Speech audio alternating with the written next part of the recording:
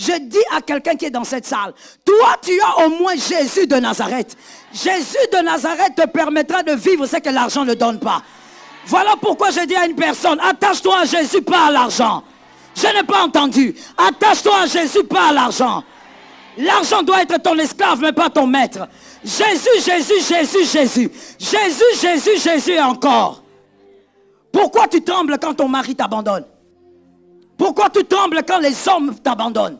Pourquoi tu dis cet homme-là était un grand partenaire, nous sommes finis? Partenaire de quoi? Le grand partenaire de l'œuvre de Dieu, c'est Jésus. Je dis à quelqu'un, l'Éternel est ton berger. C'est l'Éternel qui est avec toi. C'est l'Éternel qui marche avec toi. Enlève la crainte, tu ne dois rien craindre. Nous nous appuyons sur l'Éternel. Est-ce que quelqu'un m'entend? Lorsque tu dors comme un mort, il y a un Dieu qui veille sur toi. Lorsque les sorciers complotent contre toi, mon frère, ce n'est pas ton argent qui va là-bas te protéger.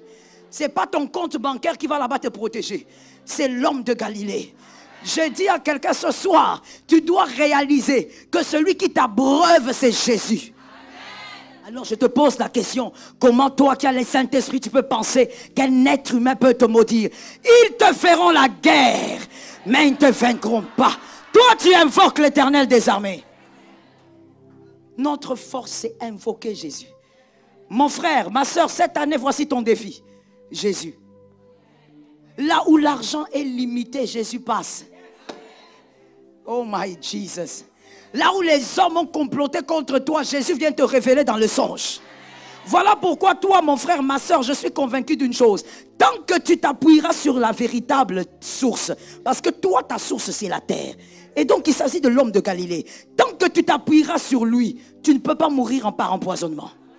Bien-aimé, les hommes peuvent parler contre toi. Les hommes peuvent te jalouser. Les hommes peuvent dire des choses contre toi. Mais en réalité, ta vie est entre les mains de celui qui te vivifie. C'est entre les mains de l'homme de Galilée. Bien-aimé, les hommes peuvent parler contre toi. Les hommes peuvent te jalouser. Les hommes peuvent dire des choses contre toi. Mais en réalité, ta vie est entre les mains de celui.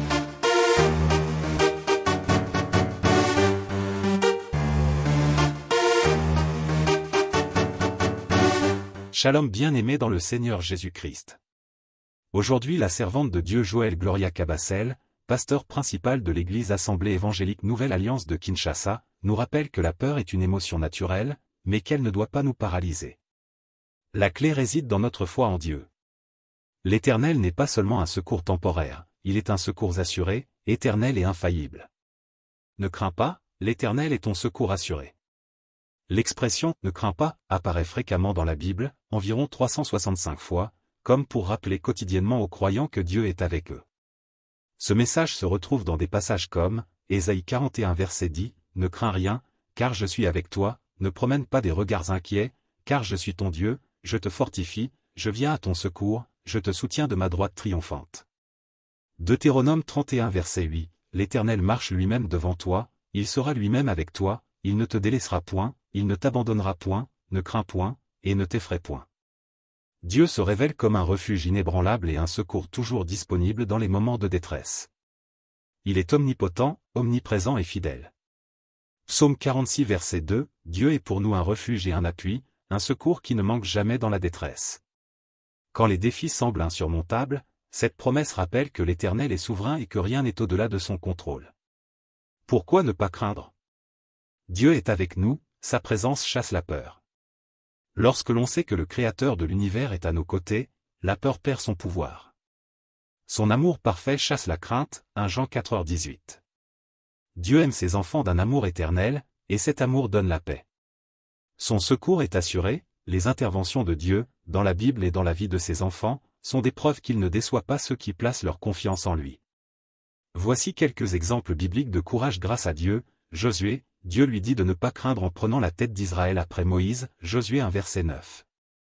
David, en tant que berger puis roi, il fait face à Goliath et au défi avec la conviction que Dieu est son refuge, Psaume 23. Les disciples, même dans la tempête, Jésus leur dit, « Pourquoi avez-vous peur, gens de peu de foi ?» Matthieu 8 verset 26. Abonnez-vous, aimez et partagez afin d'apporter l'évangile de Jésus-Christ aux nations car il y aura plus de joie dans le ciel pour un seul pécheur qui se repent. Que la bénédiction de Dieu soit votre partage dans le nom puissant de Jésus-Christ. Amen.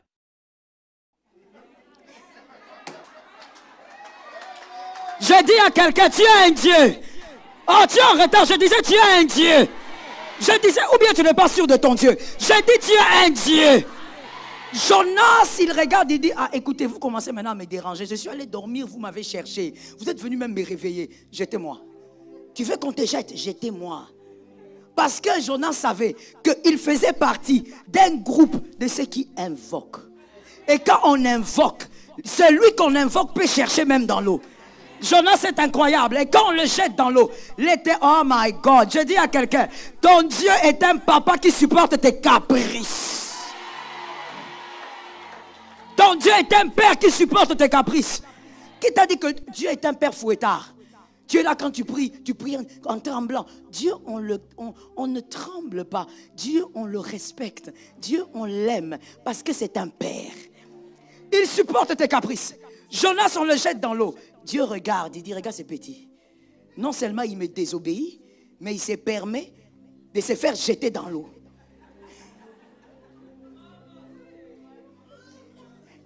Quand tu connais ton papa, tu sais comment faire des caprices devant le papa. Tu sais ce qui va marcher et ce qui ne va pas marcher. Jonas a dit, jetez-moi. Et quand il dit, jetez-moi, il n'a pas dit, Dieu va me délivrer. Il connaît. Je parle ou je laisse. Je parle ou je laisse. Quand Jonas dit jetez-moi dans l'eau, c'est parce qu'il savait que de toutes les manières, Dieu n'a pas un autre prophète en ce moment-ci. Dieu n'a pas un autre prophète. Comme il a besoin de délivrer Ninive, il va me localiser. Je dis à une personne, Dieu sait que dans cette famille-là, c'est toi. Il sait que dans cette famille, c'est toi qui l'as choisi pour agir. Donc Dieu va te protéger quoi qu'il arrive. Les autres vont tomber, toi tu resteras debout. Dieu envoie un poisson. Qui lui a demandé? Qui lui a demandé? Dieu envoie un poisson pour avaler Jonas. Jonas ne lui a rien demandé. Jonas se retrouve dans le ventre du poisson. Jonas qui dit, ah voilà, je savais. Le vieux a marché. Et dans le ventre du poisson, la Bible invoquait l'Éternel. Je dis à quelqu'un, nous n'avons pas autre chose, nous avons Jésus. Nous ne nous appuyons pas sur l'argent, nous avons Jésus. La force de la source, c'est Jésus. Écoute cette particularité. La source ne reçoit pas ses eaux d'une autre eau. Comme le fleuve. Le fleuve reçoit ses eaux de la source. La rivière reçoit ses eaux de la source. Mais la source reçoit ses eaux de la terre. C'est la terre qui fait jaillir les eaux. Est-ce que quelqu'un m'entend? Est-ce qu'on peut aller dans les Écritures? Maintenant, il y a quelqu'un, je me rappelle de quelqu'un dans les Écritures.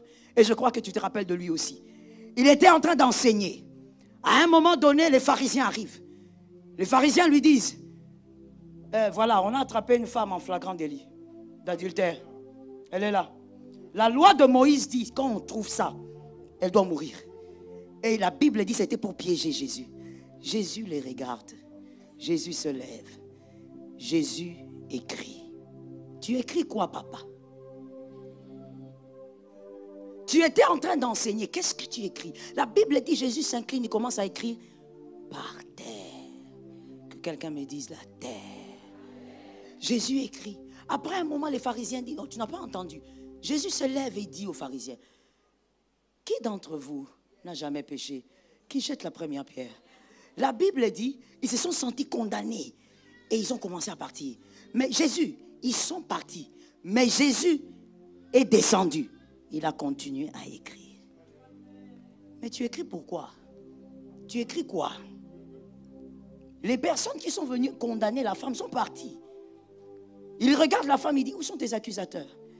Ils sont partis, je ne te condamne pas non plus. Va et ne pêche plus. Jésus a écrit sur le sol 2 fois. Qu'est-ce qu'il écrivait? Pourquoi écrit-il? Pourquoi quand on vient accuser Makaya? Pourquoi Jésus est en train d'écrire? La Bible dit, il était en train d'enseigner. Pourquoi il interrompt l'enseignement pour commencer à écrire sur le sol? Seulement au moment où on lui amène quelqu'un. Écoute, la source jaillit de la terre. Et Jésus a écrit sur la terre des phrases et des mots qui n'existaient pas avant qu'il ne les écrive. En d'autres termes, lorsque les pharisiens parlaient, Jésus les répondait de manière tacite, prophétiquement, mais ils n'ont rien compris. Voilà pourquoi lorsqu'ils ont posé la question à Jésus, Jésus s'est mis d'abord à écrire sur le sol. Qu'est-ce que Jésus était en train de leur dire? La vérité, c'est quoi? La source provient de la terre. C'est la terre qui fait jaillir la source. Et donc Jésus était en train de placer des nouvelles paroles sur la terre, comme pour dire, celui qui définit l'existence de la source, c'est la terre. Celui qui définit les paroles qui reposent sur une source, c'est la terre. Est-ce que quelqu'un m'a capté? Est-ce que quelqu'un m'a compris? Celui qui définit les paroles qui accompagnent une source, c'est la terre. Et donc Jésus a écrit sur la terre des paroles qui n'existaient pas. La prophétie de la femme qu'on venait de condamner. Une manière aussi de dire, personne ne peut condamner une source, c'est la terre qui la définit. Est-ce que quelqu'un m'entend? Personne ne peut condamner une source, personne ne peut te condamner, c'est la terre qui te définit. Et la Bible dit, Jésus, puisqu'il écrivait sur la terre, il y a une écriture qui dit, où irions-nous? C'est toi qui as les paroles. Je peux expliquer? Lorsque Jésus écrit, pendant qu'il écrit, comment on va appeler ce qui est écrit? Des phrases, n'est-ce pas? Ou des mots. Maintenant, quand vous devez venir lire ce qui est écrit, qu'est-ce que nous allons appeler ce que vous lisez? La parole. C'est la parole qui jaillit de la terre qui définit la source. Personne d'autre n'a le mandat de décider sur ta vie en dehors de la terre. Et la véritable terre qui a les paroles de la vie, c'est Jésus de Nazareth. Je dis à quelqu'un, nous dépendons d'Élohim. Voilà pourquoi une source de bénédiction ne doit jamais croire que l'argent est plus grand. Tu ne dépends pas de l'argent, tu dépends de Jésus. Donne-moi un amen, je te trouve bizarre. Tu ne dépends pas de l'argent, tu dépends de Jésus. Il y a des moments où l'argent bien aimé, l'argent est un mauvais maître. Parce qu'il y a des moments où l'argent va te lâcher. L'argent c'est bon quand tu veux acheter des maisons, quand tu veux acheter des voitures, quand tu veux payer les frais scolaires des enfants, quand tu veux faire des choses. Mais il y a des moments où l'argent te lâche. Et quand l'argent te lâche, il faut que quelque chose d'autre vienne en jeu. Il faut que quelque chose d'autre entre en jeu. Il y a des moments où tu as l'argent en main, mais tu meurs avec le cancer.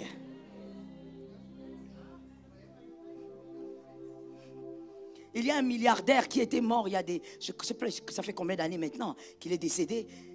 J'évite de citer les noms, nous sommes sur les réseaux.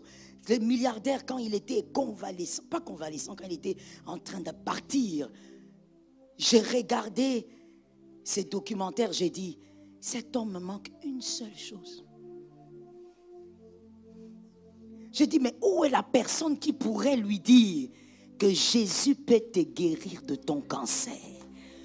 Malgré les millions, il a été enterré. Il est en train d'aller vers la mort tout doucement et sa famille l'accompagne. Oh my God. Je dis à quelqu'un qui est dans cette salle, toi tu as au moins Jésus de Nazareth. Jésus de Nazareth te permettra de vivre ce que l'argent ne donne pas. Voilà pourquoi je dis à une personne, attache-toi à Jésus, pas à l'argent. Je n'ai pas entendu. Attache-toi à Jésus, pas à l'argent. L'argent doit être ton esclave, mais pas ton maître.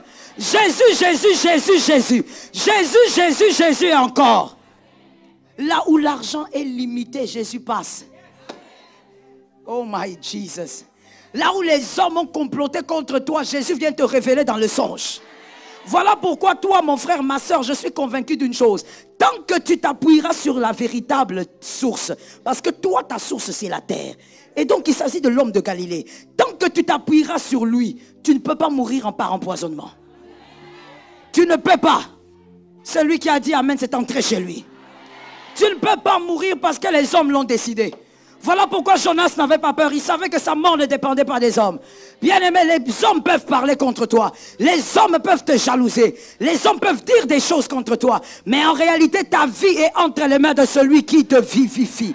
C'est entre les mains de l'homme de Galilée. Ce soir, j'ai envie de dire. J'ai envie de dire encore à une autre personne. Jésus. Nous avons Jésus. Les autres ont leur argent. Nous, c'est Jésus. Voilà pourquoi David a pu dire, l'Éternel est mon berger, je ne manquerai. Continuez. Ensuite. Ah, ma soeur, ce que tu as dit là, c'est quoi? Je t'ai attrapé. Continuons. Il restaure. Et ensuite. À cause. Allez-y. Je fais quoi? Pourquoi? Arrête-toi. Arrête-toi un peu. Je ne crains aucun mal car il est avec moi. Maintenant, pourquoi tu mens Dieu?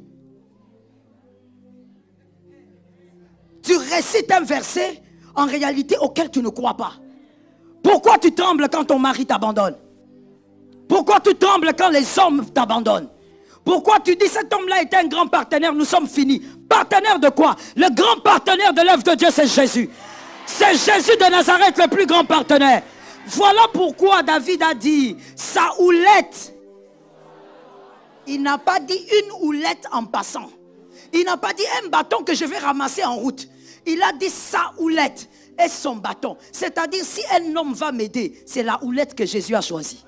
Si un homme va m'orienter, c'est le bâton que Jésus a choisi.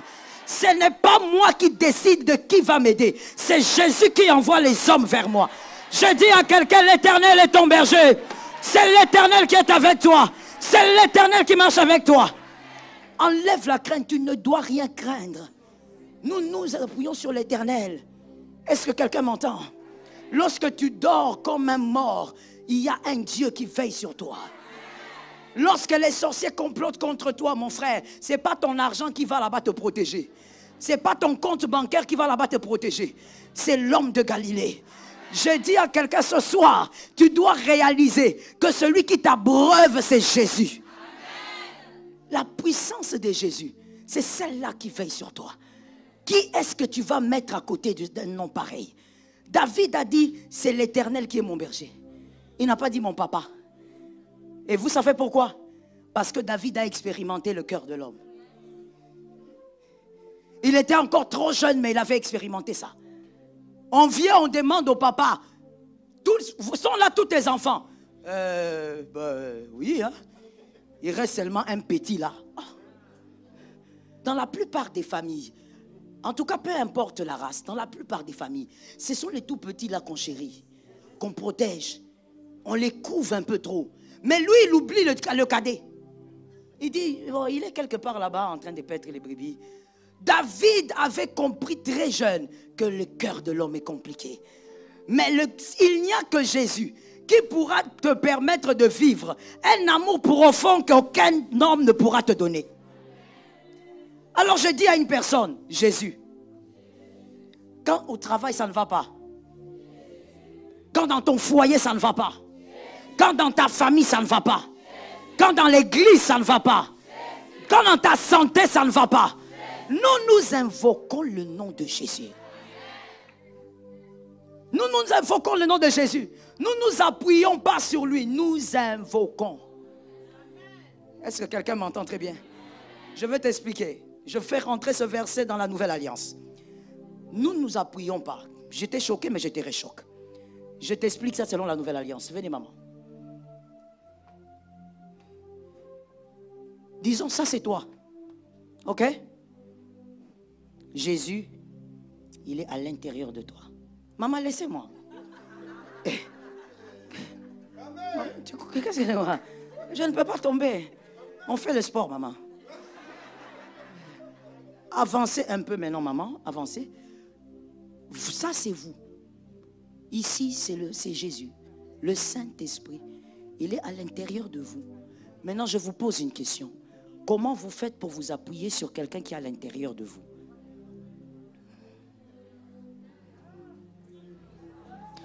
Soyons très pratiques. Dans le sens strict du mot appui. Je m'appuie. Je me penche. C'est un soutien. Ok? Dites-moi comment vous faites. La personne est à l'intérieur de toi. Tu t'appuies sur elle comment? Non, maman, c'est quoi? Comment tu fais? Ainsi, la Bible peut dire de manière très prophétique, nous invoquons. En d'autres termes, nous l'appelons. Parce qu'en réalité, celui qui est à l'intérieur de toi, tu l'appelles. Et c'est quand tu l'appelles, il y a quelque chose de merveilleux avec le Saint-Esprit. Écoute-moi, quand tu appelles le Saint-Esprit, il ne sort pas pour dire, oui, je suis là, je vais agir. Quelqu'un me dise, il est le Saint-Esprit. Ah, parle-moi bien, dis-moi, il est le Saint-Esprit.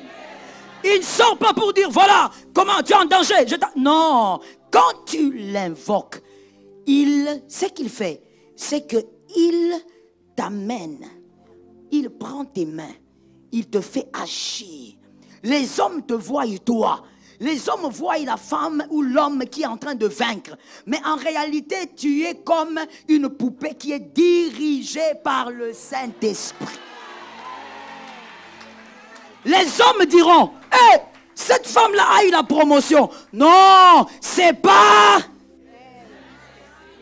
Les hommes diront, comment elle a fait pour enfanter alors qu'on avait dit qu'elle ne pouvait pas tomber enceinte. C'est pas... Je dis à quelqu'un, toi tu as le Saint-Esprit. Toi tu invoques le Saint-Esprit. Ah, je sens une colère de l'Esprit.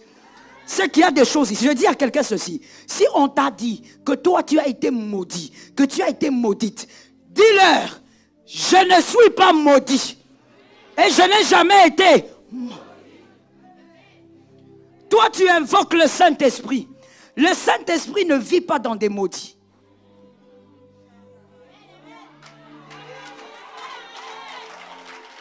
Tu n'as pas compris. Je t'explique. Et je te réchoque. Surtout ceux qui ne lisent pas la Bible, là, ils sont choqués. Le Saint-Esprit ne vit pas dans les maudits. Voilà pourquoi le Saint-Esprit vient vivre en vous le jour de votre conversion. Parce qu'avant votre conversion, vous êtes condamné. Vous êtes sous la malédiction de la chair et d'autres choses. Mais le jour où tu dis je donne ma vie à Jésus, il y a quelque chose qui se passe. Tu entres dans une alliance et lui entre en toi. Alors je te pose la question, comment toi qui as le Saint-Esprit tu peux penser qu'un être humain peut te maudire? Ils te feront la guerre, mais ils ne te vaincront pas. Toi tu invoques l'Éternel des armées. Notre force c'est invoquer Jésus. Mon frère, ma soeur, cette année voici ton défi. Jésus. Jésus. Aime Jésus plus que tout ce que tu as. Voilà pourquoi tout à l'heure quand la servante de Dieu disait il faut donner pour Dieu. Mon frère, ma soeur, apprends à aimer Jésus plus que tes biens.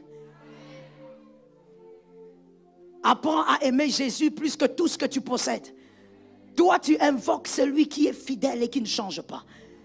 Toi tu ne t'appuies pas sur les hommes. Écoute, voilà, guéris dans ton cœur. Je suis déjà en train de terminer.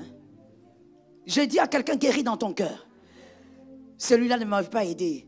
Celui-là, je souffrais, il ne m'avait pas aidé. Guéris. Tu n'es pas... Oh non. Je commence par la fin. Tu n'as pas raté d'être celui que tu dois devenir parce que quelqu'un ne t'avait pas aidé. Je reprends la phrase. N'est-ce pas, hein? Tu as vu son visage, il n'a pas écouté. Je reprends en disant... Tu n'as pas raté d'être celui ou celle que tu dois être parce que quelqu'un ne t'a pas aidé. Tu es exactement aujourd'hui ce que Dieu veut que tu sois. Donne-moi un amen, tu vis ça. Tu es exactement ce que Dieu veut que tu sois aujourd'hui. Quelqu'un d'autre peut me dire dans la salle, mais maman, tu ne comprends pas. Moi, si vraiment je devrais être ce que je suis aujourd'hui, on m'aurait payé les études. Je ne serais pas ce que je suis. Il y a tel diplôme que je manque. J'ai chômé parce qu'on n'a pas soutenu. Mon frère, si tu n'as pas étudié, voilà pourquoi le Seigneur va maintenant occasionner des choses étranges dans ta vie afin que ceux qui ont étudié réalisent que tu...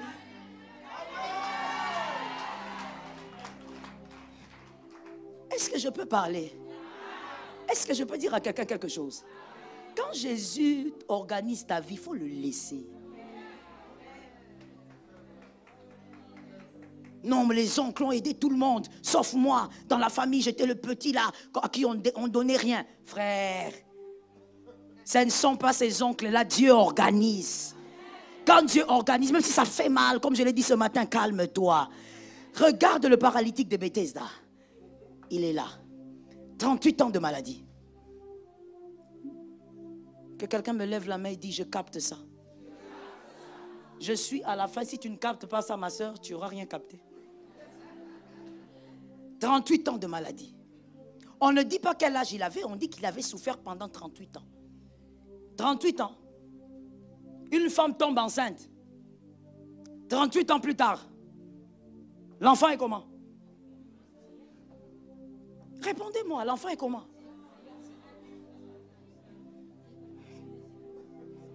Il a même fait des enfants.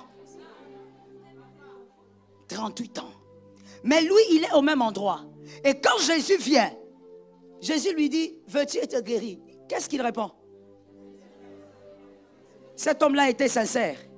Donc, écoutez la méchanceté de l'homme. 38 ans. Il n'y a même pas quelqu'un qui a pitié. Pour lui dire, attends, moi je veux rester là, je vais attendre. Si l'ange arrive, on va te jeter même. Même à distance, on te jette. Quand je vous disais hier, c'était hier, je ne sais même plus, que le cœur de l'homme est méchant depuis. Il n'y a rien de nouveau sur le soleil. Comment on peut laisser quelqu'un de 38 ans là? Il y a des gens qui montent, qui descendent. 38 ans, mon frère, ce n'est pas 3 ans. 15 ans, 20 ans, vous le regardez. Vous ne voyez pas qu'il n'y a personne pour jeter dans la piscine. Il est là. Jésus lui dit, écoute, est-ce que tu veux être guéri? Pourquoi tu penses qu'on a mal fait? Il y a des gens qui ont mal fait. Il y a des gens qui t'ont maltraité. Il y a des gens qui t'ont mis en retard. Personne ne t'a mis en retard. Jésus lui dit, ok frère, tu ne comprends pas ce que je dis. Lève-toi, prends ton lit. Cet homme-là croyait que c'était une blague. Il a dit, c'est quoi que tu racontes là? Moi j'attends la piscine. Mon frère, toi tu attends que l'oncle paye tes études, mais Dieu a organisé les choses de manière à ce que les hommes viendront de loin pour te voir. Est-ce que je peux parler? Toi tu dis, voilà, j'ai raté le diplôme, je n'ai pas étudié. Mon frère, Dieu s'est organisé pour que, avant que tu n'aies ces diplômes-là, il y a d'abord d'autres talents qui doivent sortir. Sinon tu ne vas pas réaliser que tu as les talents qui viennent de Dieu. Et ensuite l'Éternel fera avec toi des choses que tu n'imagines pas et qu'un diplôme aussi ne peut pas donner. Jésus lui dit, lève-toi. Il se lève. Il dit, oh c'est sérieux. Donc en dehors de la piscine c'est possible. Mon frère, en dehors de ton père c'est possible. Ah, j'ai pitié de toi. En dehors de ta maman, en dehors de tes frères, en dehors de ton argent là. Je connais une sœur qu'on jalouse dans son boulot gravement. Pourquoi? Parce que toutes ses collègues reconnaissent qu'elle ne mérite pas cette chaise parce qu'elle n'a pas le diplôme qui correspond. Et elle-même aussi reconnaît, oui maman c'est vrai, que je n'ai pas le diplôme qui correspond. Et les collègues savent. Ils disent, mais comment elle peut rester là? Nous, on est là, on a le diplôme. On est aussi ancien qu'elle. Pourquoi elle est là? Dernièrement, elle est allée en mission de service. Pourquoi elle? Mais parce que avec Jésus, Jésus peut outrepasser certaines choses logiques. Jésus outrepasse la piscine. Ce paralytique s'est levé, il a réalisé qu'il n'y avait pas que la piscine. Il y a un homme qui marche et qui a une piscine ambulante. Je prophétise sur ta vie au nom de Jésus. L'Éternel va te surprendre, accroche-toi à Jésus. Jésus va te surprendre, accroche-toi à lui. Il surprendra ta famille, attache-toi à Jésus. Ah, ne dis jamais, je réussirai avec Jésus et...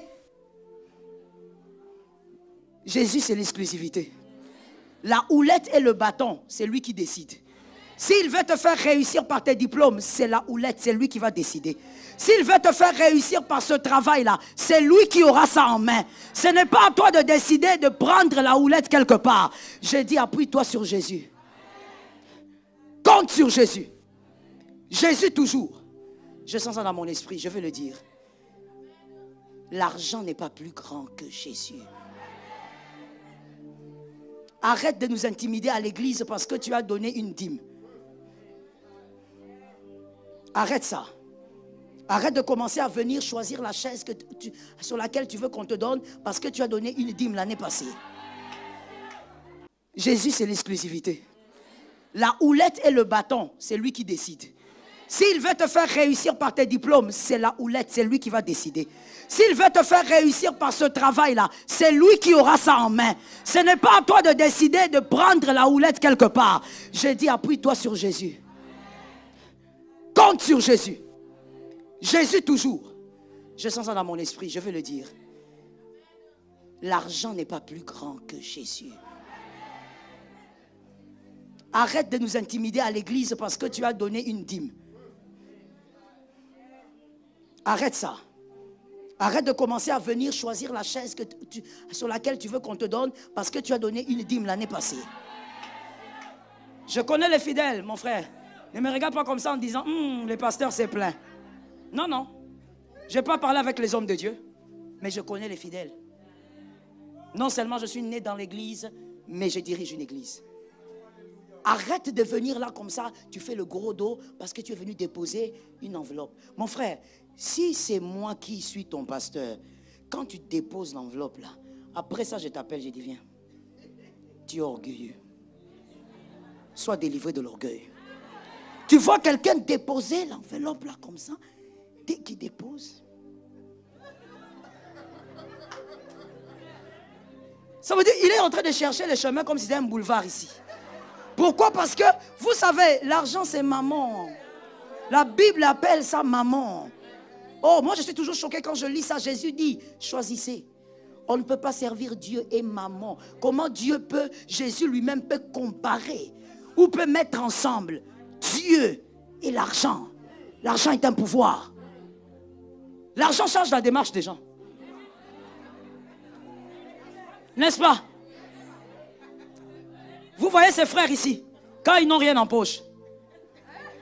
Je monte là-bas pour qu'on me voie. Quand ils n'ont rien en poche, ils sont là comme ça. Bonjour frère. Marcus est où?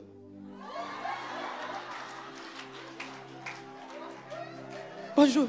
Bonjour Marcus. Bonjour maman. Ça va? Oui, ça va, Jésus fait grâce.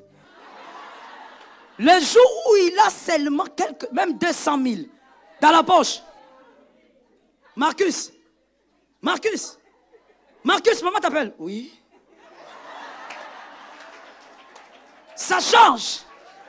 Je vais vous dire une chose. Ce n'est pas l'orgueil qui sort de son cœur. Non, l'argent est un pouvoir. Lorsqu'il arrive, c'est comme s'il vous impose son système.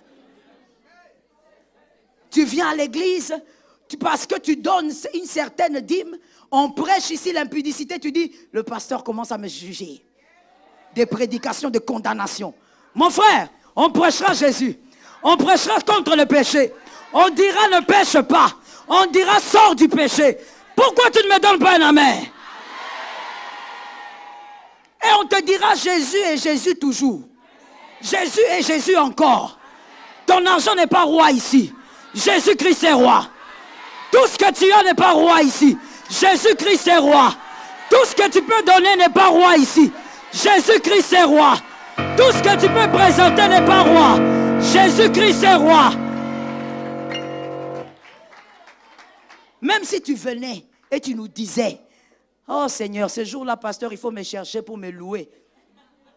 Vous dites, pasteur Joël, venez, parce qu'il y a un cas ici.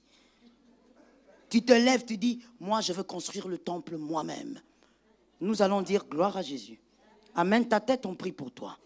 On prie, quand tu as fini, on te dit frère, exécute-toi. Avec rapidité, hein. Faut pas croire qu'on va commencer à trembler devant toi. Oh, mon frère, merci papa. Merci.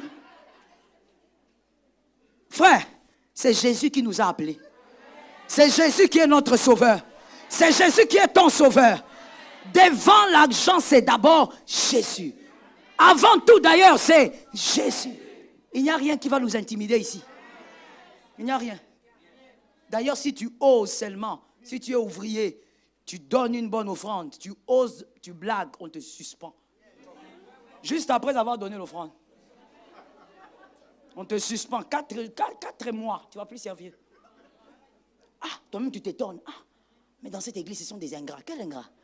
Tu as donné à qui? Tu as donné à Dieu. Tu ne dois pas manifester ton orgueil parce que tu as donné à Dieu. Dieu, ici c'est Dieu. Je dis à quelqu'un, confesse Dieu. Je dis à quelqu'un, invoque Dieu.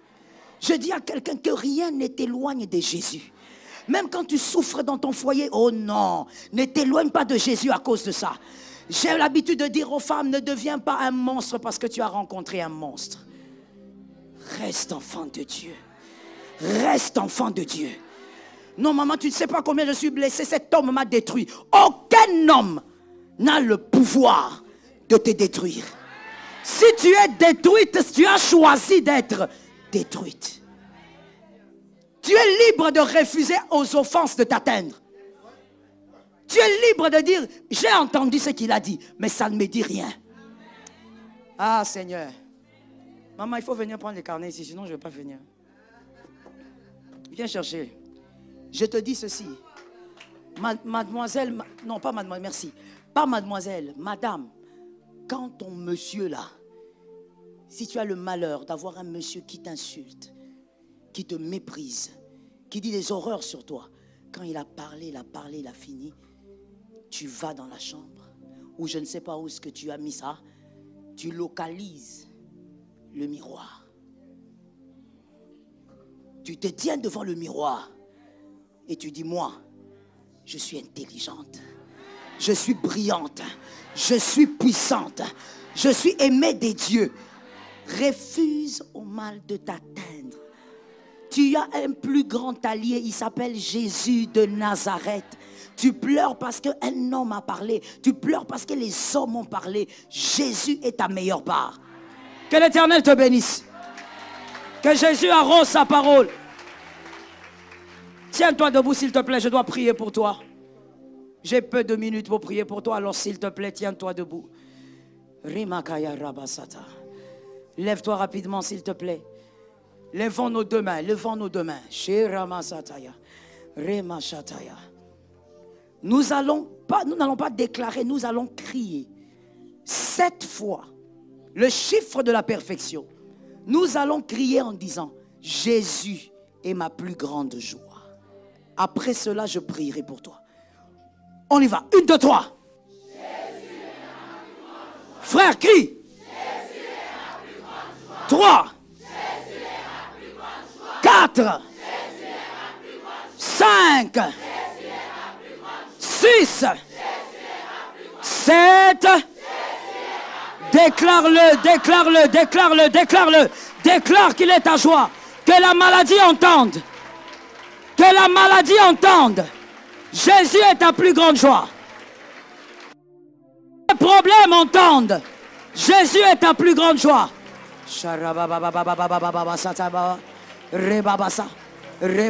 Les difficultés que tu as, que ces difficultés entendent. Jésus est ma plus grande joie. Quoi qu'il arrive, c'est l'amour de toute une vie. Quoi qu'il arrive, c'est la joie de toute une vie. Quoi qu'il arrive, c'est l'homme du parcours.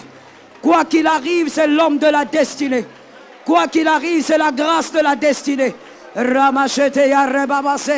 Quoi qu'il arrive, c'est la force de la destinée. Quoi qu'il arrive, c'est le sens de la destinée. Quoi qu'il arrive, c'est le meilleur choix d'un parcours. Shirebasaka,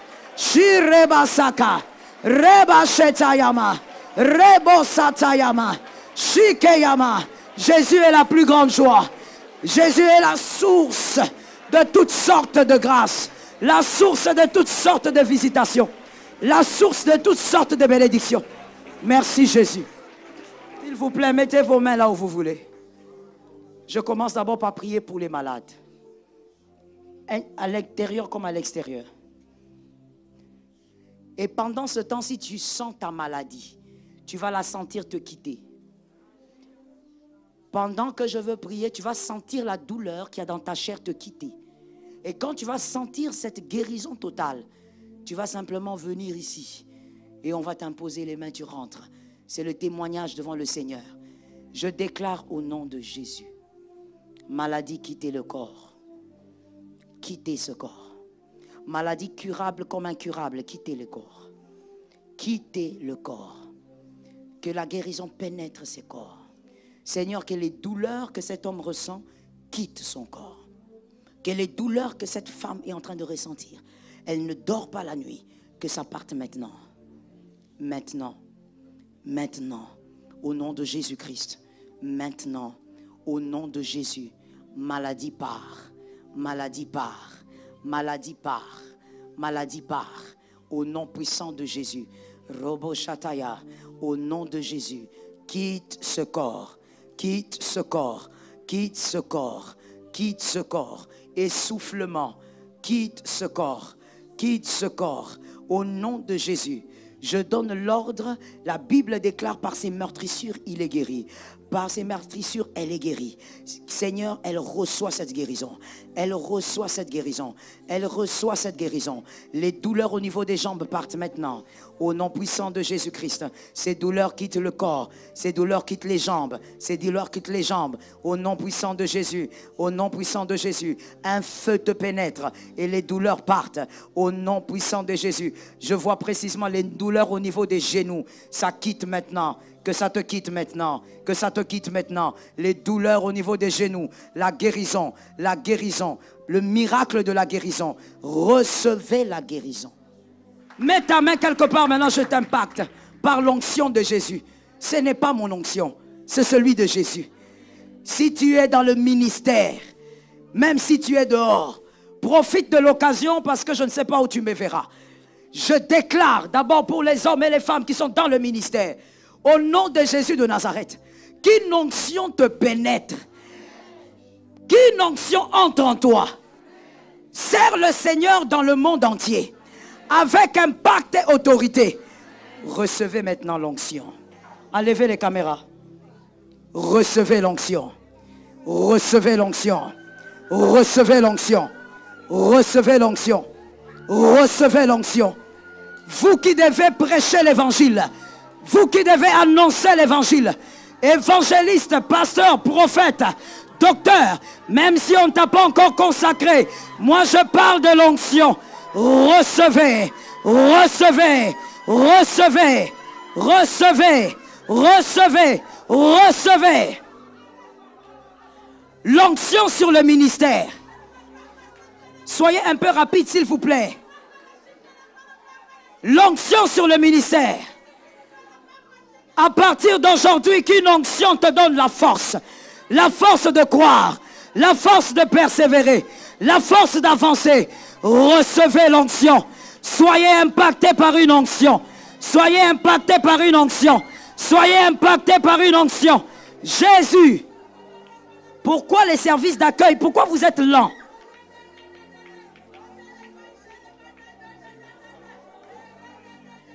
Recevez l'onction. Recevez l'onction. Recevez l'onction. Tu voulais peut-être que je t'impose les mains, mais ce n'est pas important. Là où tu es avec la foi, tu reçois une onction. Rimacha, que ta vie de prière change. Je déverse une onction de prière. Que ta vie de prière change. Que ta vie de prière change. Sois dans une atmosphère d'onction. Une atmosphère de prière. Roma shakaya rababo soto yababo. Rema sakaya rebebe sete. Shorobo soto maya rebabo. Shikeya rebabo soto mai. Shereba sakaya rababo. Recevez, recevez une onction de prière. Une onction de prière. Une onction de prière. Jésus, tu prieras. Tu prieras. Tu prieras. Tu jeûneras. Jesus.